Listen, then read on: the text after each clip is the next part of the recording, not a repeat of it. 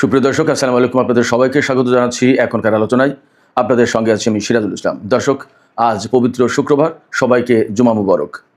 দর্শক, অনেক গুরুত্বপূর্ণ খবর আছে। বাবালবান্দে প্রণালী এবং লোহিত সাগরে জাহাজ চলাচল নিরাপদ করতে এবং স্বাধীনভাবে যাতে জাহাজ চলাচল করতে পারে এই লক্ষ্য ঘোষণা করে সৌদি আরব 14 সদস্যের একটি জোট ঘোষণা করেছে। এই জোটে বাংলাদেশও থাকবে বলে খবর পাওয়া গেছে। এদিকে গত রাতেও ইরানের পক্ষ থেকে মার্কিন ঘাঁটি লক্ষ্য করে ড্রোন হামলা চালানো হয়েছে। ইরানের জাতীয় সংসদের স্পিকার বাকের কলিবফ তিনি বলেছেন, কেশম দ্বীপে আমেরিকা যে বর্বর হামলা চালিয়েছে তার জন্য তাদেরকে মূল্য দিতে হবে। এদিকে ইরানের খাতামুল আম্বিয়া হেডকোয়ার্টার্সের প্রধান মেজর জেনারেল আলী আবদুল্লাহি তিনি বলেছেন, মধ্যপ্রাচ্যে মার্কিন সেনাদের জন্য তাদের সমরস্ত্র যেমন জরুরি, তেমনি তাদের সাথে কফিনও থাকতে হবে।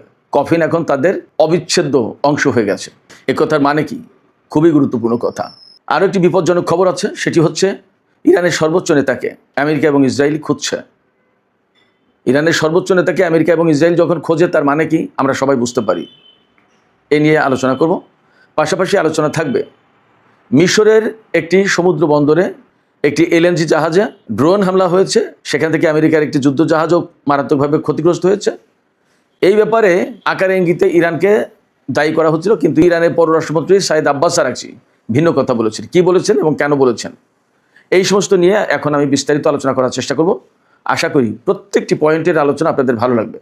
যদি আলোচনা ভালো লাগে তাহলে লাইক, কমেন্ট, শেয়ার করবেন এবং চ্যানেলটি সাবস্ক্রাইব করে সাথেই থাকবেন প্লিজ। দর্শক, চলুন বিস্তারিত আলোচনায় চলে যাই। প্রথমে যে আলোচনা করেছি সেটি হচ্ছে একটা জোট হতে যাচ্ছে সৌদির নেতৃত্বে, যে বাংলাদেশ সহ বিশ্বের 14টি দেশ সেই জোটে যোগ দেবে বা তার প্রতি সমর্থন জানিয়েছে বলে খবর বেরিয়েছে। এই জোটের লক্ষ্য হবে বাবালমান্দে প্রণালী এবং লোহিত সাগরে সৌদি জাহাজ বা সৌদির বন্দরের দিকে যে সমস্ত জাহাজ যাবে তাদের উপরে যে নিষেধাজ্ঞা আরোপ করেছে ইয়েমেনের হুতি সমর্থিত সামরিক বাহিনী বা সরকার, সেই নিষেধাজ্ঞা নাকচ করে দেওয়া, বানচাল করে দেওয়া। এবং ইয়েমেনের পক্ষ থেকে, অর্থাৎ ইয়েমেনের হুতি সরকারের পক্ষ থেকে সৌদি বন্দরের উপরে যে নিষেধাজ্ঞা আরোপ করা হয়েছে, অবরোধ আরোপ করা হয়েছে, সেই অবরোধ ভেঙে দেওয়ার চেষ্টা করা হবে। এই জন্য সৌদি আরব ইয়েমেনের সাথে সম্ভবত একা পারছে না পারার কারণে জোট গঠনের ঘোষণা দিয়েছে। এবং এই লক্ষ্যে গতকাল সৌদি আরবে মোট 43টি দেশের অংশগ্রহণে একটি সম্মেলন অনুষ্ঠিত হয়েছে। সেই সম্মেলন থেকে যে সমস্ত দেশ সৌদি আরবের এই জোটের প্রতি সমর্থন দিয়েছে তারা হলো কুয়েত, বাহরাইন, কাতার, বাংলাদেশ, পাকিস্তান, তুরস্ক, সুদান, সোমালিয়া, জিবুতি, জর্ডান, মিশর, ইয়েমেনের যে সৌদি সমর্থিত অংশ তারা, এবং কমোরস নামে আরেকটি দেশ। আল জাজিরা খবর দিয়েছে কমোরস আছে, কিন্তু কোনো কোনো জায়গায় পাওয়া যাচ্ছে কমোরস না, নাইজেরিয়া আছে। জানি না এই দুই দেশের কোনটা। 43টি দেশ অংশগ্রহণ করেছিল সম্মেলন, তাতে এই 14টি দেশ সমর্থন দিয়েছে। আর সৌদি আরব এই জোটের নেতৃত্বে থাকবে, জোটের হেডকোয়ার্টার থাকবে সৌদি আরবে। লক্ষণীয় বিষয় হচ্ছে মধ্যপ্রাচ্যে যে সমস্ত দেশ রয়েছে তার ভিতরে গুরুত্বপূর্ণ কয়েকটি দেশ এই জোটে নেই, যেমন ইরাক, ওমান এবং সংযুক্ত আরব আমিরাত। আর এই যে জোট করা হয়েছে, এই জোট যদি স্বাভাবিক উপায়ে এই অবরোধ বা নৌ চলাচলের স্বাধীনতা নিশ্চিত করার চেষ্টা করে তাহলে সেটা হচ্ছে একদিক। কিন্তু বাস্তব কথা হচ্ছে যে একেবারে স্বাভাবিকভাবে বেসামরিক উপায়ে কিভাবে এই হুতি সমর্থিত সরকারের অবরোধ তারা ভাঙবে। তাহলে এখানে সামরিক হস্তক্ষেপ বা সামরিক সংঘাতের একটা প্রশ্ন কিন্তু থেকে যাচ্ছে, এটা অনিবার্য হয়ে উঠবে। সেই জায়গায় এই যে মুসলিম এই সমস্ত দেশ সৌদি আরবকে সমর্থন দিয়ে একটা যুদ্ধের প্রেক্ষাপট তৈরি করতে যাচ্ছে বা হচ্ছে, এটা কতটা ভালো হবে, কতটা মুসলিম বিশ্বের স্বার্থ রক্ষা করবে সেটা কিন্তু ভেবে দেখার ব্যাপার।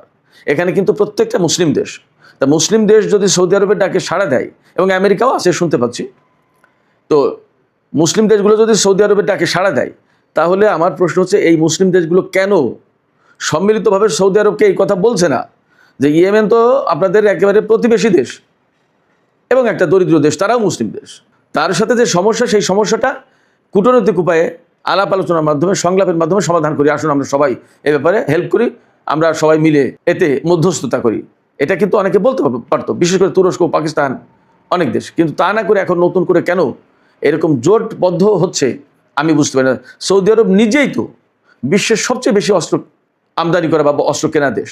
আমেরিকা, ইউরোপের প্রচুর পরিমাণে অস্ত্র সৌদি আরব কেনে। আমেরিকার অস্ত্র শিল্প তো টিকেই আছে সৌদি আরবে, কাতার এবং সংযুক্ত আরব আমিরাতের টাকার উপরে, কুয়েতের টাকার উপরে। সেই সৌদি আরব ইয়েমেনের চেয়ে অনেক বেশি বেশি শক্তিশালী অনেক দিক দিয়ে, তার সাথে আবার 15-16টা দেশ 14-15টা দেশ লাগছে জোট করতে ইয়েমেনের বিরুদ্ধে লড়াই করার জন্য। এটা কেমন কথা, কেমন মুসলিম ভ্রাতৃত্ব এবং কেমন প্রতিবেশী সুলভ আচরণ। সৌদি আরব হচ্ছে পবিত্র মক্কা মদিনা শরীফের খাদেম, মুসলিম বিশ্বের নেতা, তাদেরকে আমরা অনুকরণ করব। সেই জায়গায় একটা প্রতিবেশী দেশ এবং দুর্বল দেশ, অভাবী দেশ, গরিব দেশ, তাদের উপরে এইভাবে তাকে একেবারে আষ্টেপৃষ্টে বেঁধে ফেলে তাকে শেষ করে দেওয়ার চেষ্টা, এটা কেমন কথা হচ্ছে? এই জায়গায় তো কূটনীতির প্রয়োজন।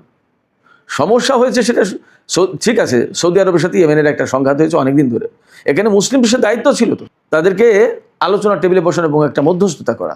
তা না করে এখন কেন তুরস্ক বা পাকিস্তান বা আরও এরকম যে সমস্ত দেশ যথেষ্ট প্রভাবশালী, সামরিক দিক দিয়ে শক্তিধর দেশ, তারা কেন এই জোটে যুক্ত হয়ে আরেকটা যুদ্ধের প্রেক্ষাপট তৈরি করার ব্যবস্থা করছে?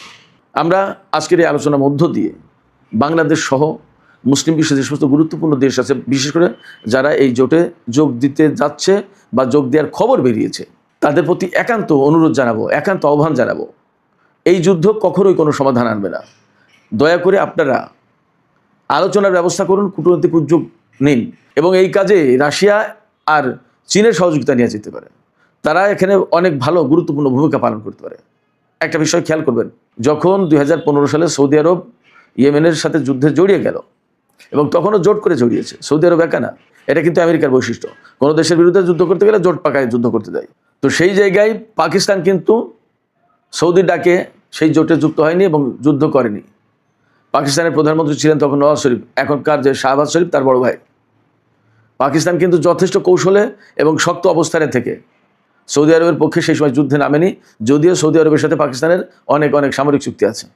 আমি জানি না, এখনই বলা যাচ্ছে না যে কি হচ্ছে অ্যাকচুয়ালি, সৌদি আরব এই জোট নিয়ে যুদ্ধ শুরু করবে কিনা, কিন্তু জোট যে কারণে বা যে উদ্দেশ্যে গঠন করা হচ্ছে তাতে সংঘাত অনিবার্য হয়ে উঠবে মোটামুটি বলা যায়। এই জায়গায় বাংলাদেশের ভূমিকা কী হবে তাও জানি না। বাংলাদেশ এখানে অনেকভাবে কৌশল নিতে পারে, হয়তো জোটের প্রতি রাজনৈতিক সমর্থন দিতে পারে, কিন্তু যুদ্ধে অংশ নিল না। সামরিক অভিযান যদি কোনো কিছু পরিচালনা করে সেখানে অংশ নিল না। বাংলাদেশের অনেক জনশক্তি সৌদি আরবে আছে, সেখান থেকে রেমিটেন্স আসে, আমাদের অনেক বাজার বা আমাদের অর্থনীতির একটা গুরুত্বপূর্ণ অংশ হয়ে গেছে সৌদি আরব, ঠিক আছে। কিন্তু সৌদি আরবের কাছে তো আমরা দাসখত দিন, এটাও তো ঠিক। আমরা জনশক্তি পাঠিয়েছি, আমাদের জনশক্তি তো এমনি এমনি কাজ করছে না। আমরা সেখানে পয়সা নিচ্ছি, তাদের কাজ দিচ্ছি। আমাদের জনশক্তির উপরে তো তাদের অর্থনীতি দাঁড়িয়ে আছে। আমাদের জনশক্তি রপ্তানি করছি, তারা যে আমাদেরকে বিশেষ উপকার করে দিয়েছে ব্যাপারটা তাও না। আমাদের জনশক্তি তাদের অর্থনীতিকে দাঁড় করে রেখেছে এবং চালিয়ে রেখেছে। আমাদের জনশক্তি বলতে আমাদের ভারতের, পাকিস্তানের, বিশ্বের বিভিন্ন দেশের জনশক্তি গিয়ে সৌদি আরবের অর্থনীতি গড়ে দিয়েছে এবং সেটা চলছে। আর সেখানে জনশক্তি পাঠিয়েছি বলে তাদের হয়ে যুদ্ধ করতে হবে, এটাও কোনো যুক্তিসঙ্গত না, এটা একটা অন্যায় দাবি। এই জায়গা থেকে বাংলাদেশকে একটু শক্ত অবস্থানে থাকতে হবে আমি মনে করি। আবার কূটনীতির আশ্রয় নিতে হবে, আমাদের স্বার্থও দেখতে হবে যাতে সৌদি আরবের সাথে কূটনৈতিক সম্পর্ক খারাপ না হয় সেদিকেও চেষ্টা করতে হবে। এবং আমি মনে করি এই জায়গায় আমি আগেই বলেছি, যখনই সৌদি আরবের সাথে ইয়েমেনের দ্বন্দ্ব শুরু হয়েছে এবং বাব আল মানদেব কেন্দ্রিক প্রবলেম হলো, তখনই আমি বলেছি, আমি পরামর্শ দিচ্ছি, আমি আহ্বান জানিয়েছি যে বাংলাদেশের পক্ষ থেকে এখনই একটা গুরুত্বপূর্ণ জরুরি ভিত্তিতে কূটনৈতিক উদ্যোগ নেওয়া দরকার। এবং এই কূটনৈতিক উদ্যোগের সাথে পাকিস্তান, চীন, রাশিয়া এই সমস্ত দেশকে অন্তর্ভুক্ত করা যায়, এমনকি মালয়েশিয়াকেও অন্তর্ভুক্ত করা যায়। তুরস্ককে এখন আর অন্তর্ভুক্ত করার সুযোগ নেই, তারপরেও তার সাথে আলোচনা করা যায়। জোটে হয়তো অনেকেই আছে, কিন্তু জোটে থাকার মানে তো এই না যে সবাই সরাসরি যুদ্ধে অংশ নেবে বা অংশগ্রহণ করতে হবে। সেক্ষেত্রে জোটে থেকেও এর ভেতর থেকে একটা গ্রুপ, কয়েকটা দেশ মিলে সৌদি আরবকে বোঝানোর চেষ্টা করা যেতে পারে এবং এটা খুব জরুরি মুসলিম বিশ্বের জন্য, মুসলিম উম্মার জন্য, মধ্যপ্রাচ্যের জন্য। সবচেয়ে বড় কথা হচ্ছে যে বাব আল মানদেব প্রণালী বা লোহিত সাগর বা এডেন উপসাগর মুক্ত করার জন্য এই জোট গঠন করা হয়েছে। যুদ্ধ করে কি মুক্ত হবে? প্রতিনিয়ত সেখানে যুদ্ধ চলতেই থাকবে, তাহলে কি করে মুক্ত হলো? যুদ্ধ করে মুক্ত হবে না, আলোচনার মাধ্যমেই সৌদি আরব এবং ইয়েমেনের ভেতরকার সংকট সমাধান করতে হবে। যুদ্ধবিরতি তো 2021 সাল থেকে চলছিল, কেন সৌদি আরব ইরানি বিমান লক্ষ্য করে হামলা চালাতে গেল ইয়েমেনে? সৌদি আরব যদি ইয়েমেনের উপরে নিষেধাজ্ঞা দেয় তো ইয়েমেনও সৌদি আরবের উপর নিষেধাজ্ঞা দিতেই পারে। যুদ্ধ তো সৌদি আরব যদি একটা ঢিল মারে তো ইয়েমেনও তো একটা ঢিল মারছে। তো সেই যুদ্ধ যদি বৈধ হয় তাহলে সৌদি আরব ইয়েমেনের উপর অবরোধ আরোপ করেছে, ইয়েমেনও সৌদি আরবের উপর অবরোধ আরোপ করেছে, সেটা অবৈধ হবে কেন? এবং সেইটা খোলার জন্য এখন এত দল, এত জোট করতে হবে। এতে কি অ্যাকচুয়ালি লোহিত সাগর, বাব আল মানদেব প্রণালী, এডেন উপসাগর এগুলো উন্মুক্ত হবে? হবে না। প্রচুর রক্তক্ষয় হবে, প্রাণহানি হবে। এবং এতে তেলের বাজার আরও বেশি ঊর্ধ্বমুখী হবে। যুদ্ধের মধ্য দিয়ে কোনো মতেই হরমুজ প্রণালী বা বাব আল মানদেব প্রণালী কোনো কিছু খোলা যাবে না। আলোচনা এবং বাস্তবতার ভিত্তিতে তার সমাধান করতে হবে। আমরা আশা করি বাংলাদেশ সরকার বা এই জোটে যারা প্রভাবশালী দেশ আছে, সৌদি আরব বাদে, এই প্রভাবশালী দেশগুলো মিলে নতুন করে সলা পরামর্শ করে হয়তো জোট একটা গঠন হলো, কিন্তু যুদ্ধ না করে কিভাবে আরও এগিয়ে যাওয়া যায় সেই একটা চেষ্টা করা উচিত। এখানে একটু তথ্য দিয়ে রাখি, এই যে বাব আল মানদেব প্রণালী, লোহিত সাগর, এই পথে 2023 সালের একটা পরিসংখ্যান দিতে পারি। 2023 সালে প্রতিদিন 8,60,00,000 ব্যারেল তেল পরিবহন করা হয়েছে এই পথে, আর গ্যাস পরিবহন করা হয়েছে প্রতিদিন 400 কোটি ঘনফুট। আপনারা চিন্তা করেন তাহলে কত গুরুত্বপূর্ণ এই নৌ রুট, এই বাব আল মানদেব প্রণালী। সেই প্রণালী যখন বন্ধ আর তাকে যদি যুদ্ধ করে মুক্ত করতে যেতে হয়, তাহলে গ্যাসের দাম, তেলের দাম কোথায় যাবে, বিশ্ব অর্থনীতির কী অবস্থায় দাঁড়াবে। আর এই প্রণালী দিয়ে তো শুধু তেল এবং গ্যাস যায় না, ইলেকট্রনিক্স পণ্য, পোশাক সামগ্রী, তারপরে সার, আরও গুরুত্বপূর্ণ কত জিনিস যায়।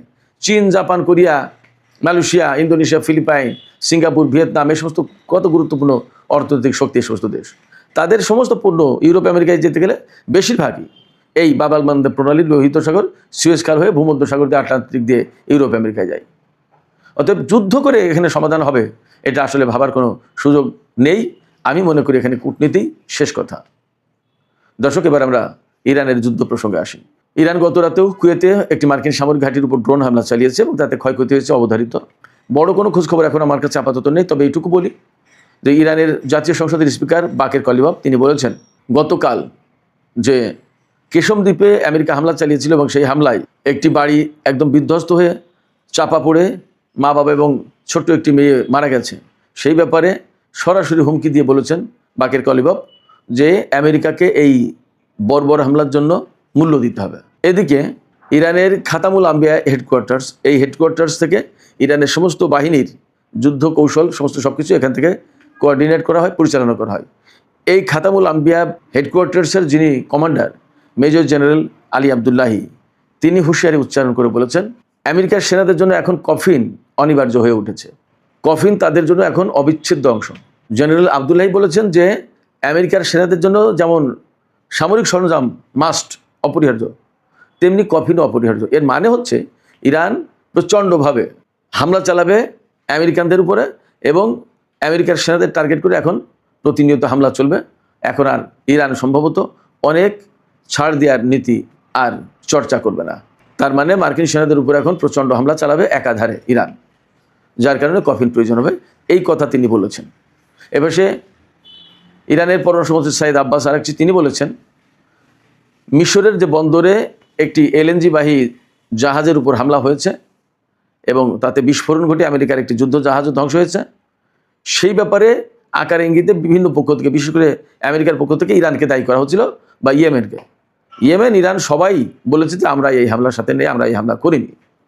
ইরান বলেছে যে এই হামলার পেছনে থাকতে পারে ইহুদিবাদী ইসরায়েল, ইরানের ভাষায় ইসরায়েল থাকতে পারে এবং সেখানে বরং ইরানকে দায়ী করানোর চেষ্টা করা হচ্ছে। এটা ঠিক না, আমরা এর সাথে নেই।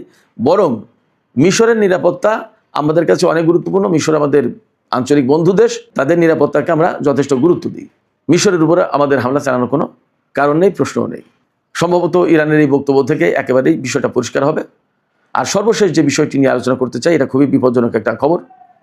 সেটা হচ্ছে আজকেই খবর বের হয়েছে দেখলাম, ইরানের বর্তমান সর্বোচ্চ নেতা সাইদ মুস্তফা খামেনি, তাকে আমেরিকা এবং ইসরায়েলের গোয়েন্দারা খোঁজাখুঁজি করছে। তিনি সর্বোচ্চ নেতার দায়িত্ব গ্রহণের পর আজ পর্যন্ত জনসমক্ষে আসেননি। এই অবস্থায় তিনি কোথায় আছেন তার অবস্থান শনাক্ত করার চেষ্টা করছে আমেরিকা এবং ইসরায়েল।